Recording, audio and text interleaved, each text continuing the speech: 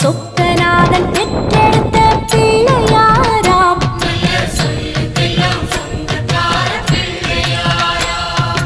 கைலாய மலைய விட்டு தெற்கே வந்தாராம். இந்த பிள்ளையாரு பட்டி கண்டு இருந்து விட்டாராம்.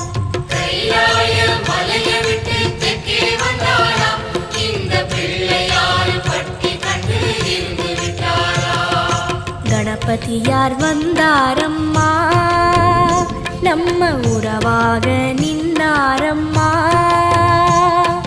கணபதியார் வந்தாரம்மா, நம்ம உறவாக நின்னாரம்மா. சொக்க